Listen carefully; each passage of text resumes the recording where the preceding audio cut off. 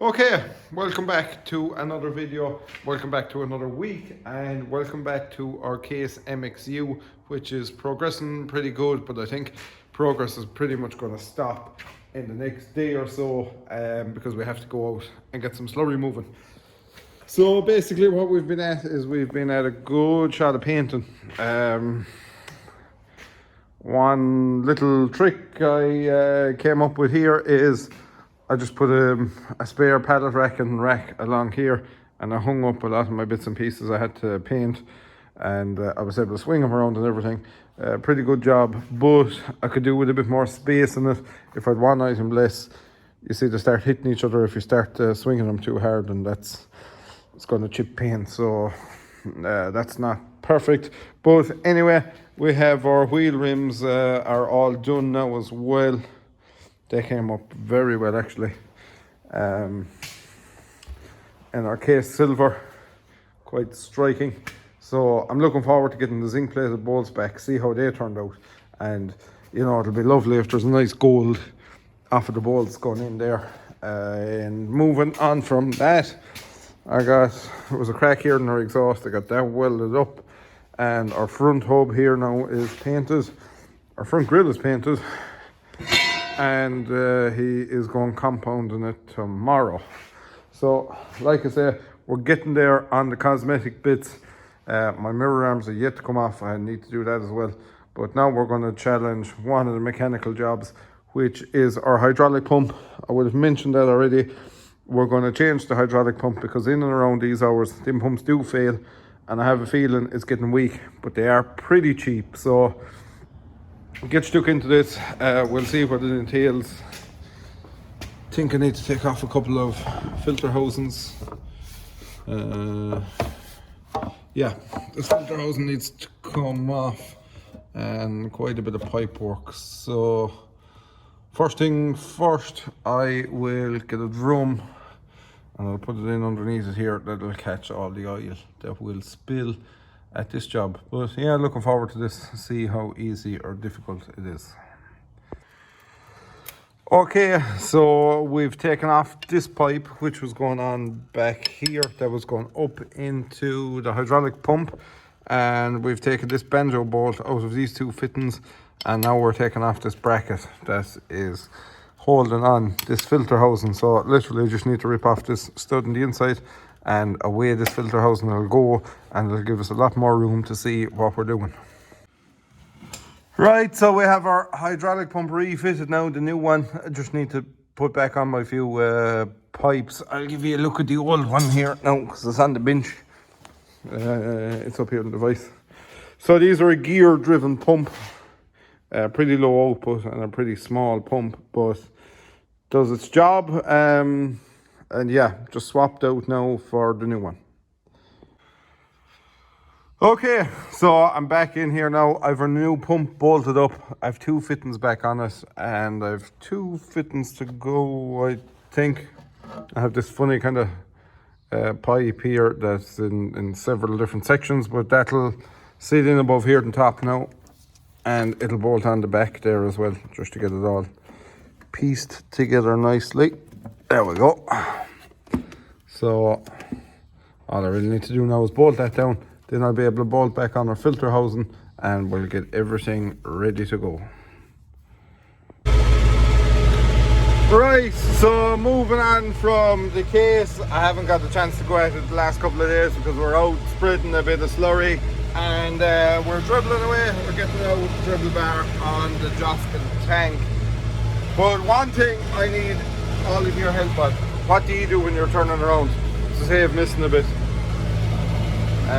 I've kind of resorted to knocking off my video and closing my back valve halfway around the turn, and then backing down back into it again, but I don't think that's right. I think there must be a better way of doing this. So you let me know what you do on your turn sequence, because with the trailing shoe I used to always you know that when I'd lift the shoe out of the ground it'd stop pumping slurry out of it, so that explained that one for me. But yeah, let me know, do you do your headlands last or what, or what way do you up it? Interesting to know how everyone else does it. Right, so when you get a small gap, you really have to go. And we're out.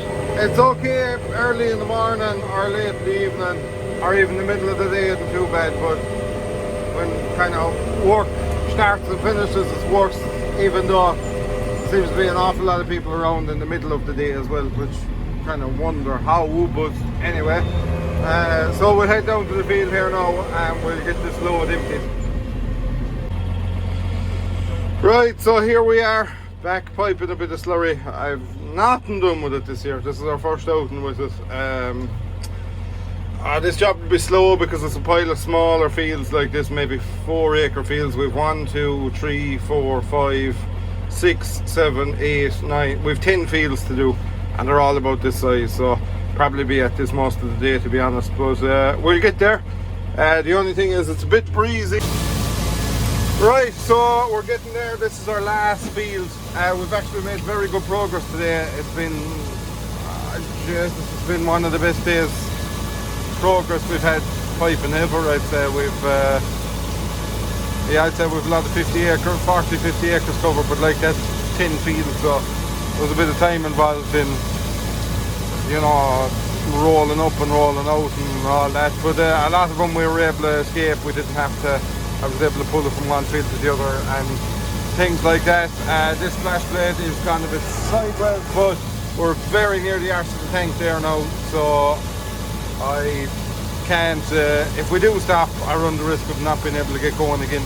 That's the bother with the pumps. Once you get low on slurry, they do have a job to lift it if you stop at all. So we'll just get this field out of it. Once we've this one finished, it's just a case of roll up.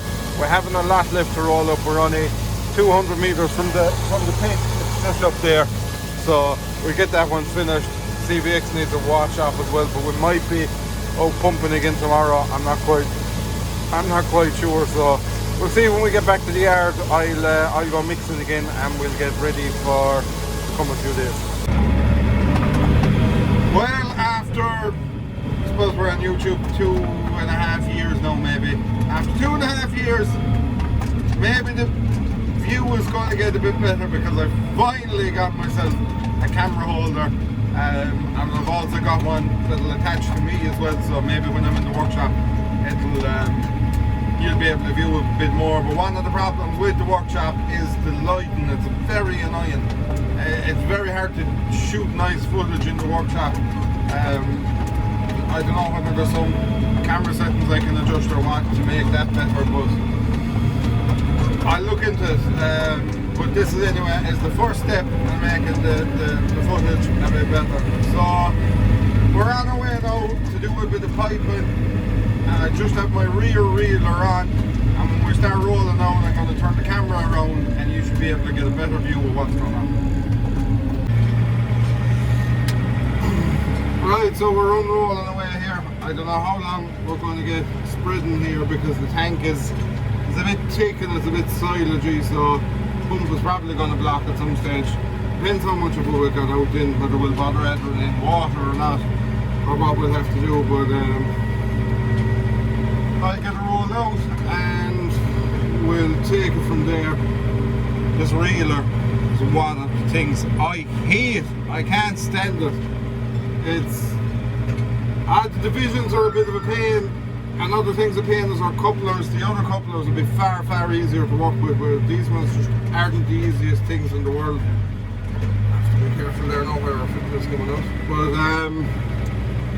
also it's pretty full, so there isn't much room for air, and when you're rolling up there, it's easy for our one hose to go on to the next section or vice versa, what have you, and that's very annoying when that starts happening. So we're flying here now anyway and rolling out this, and we'll have a good big long straight pull there and a lot of the section of the hole, so it should go relatively straightforward. I would be hoping. I'm going to head off now one direction, and once I'm out of the holes, I'm not going to go adding on another section into it. This will do me now. Like I said, once I've this much out, that's all I need.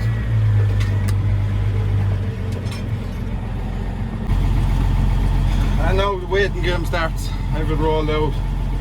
and just wait for the slurry to arrive on, which a small bit uphill, so it'll take a minute or two, but you'll be surprised how long it does take for it to reach the field. You'll be looking down along the pipe and you'll start seeing the pipe filling up, and then you get a big gush of air and it lies down then again and then it fills up the slurry. But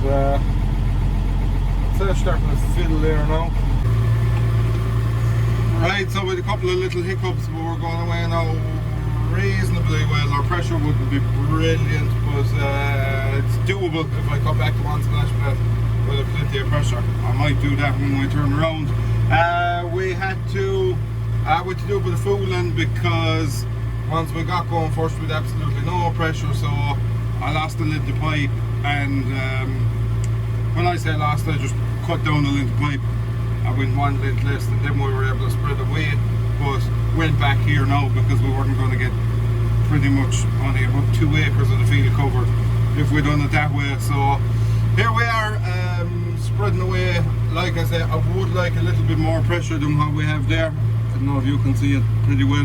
We're covering a good old width, but it's just when you're turning and stuff, the more pressure you have, the pipe stays straighter and everything, so it does make the job a little bit easier when you have perfect pressure. But I'm a bit weak, but even though I am an awful height above the yard here as well, so we'll get a bit spread out.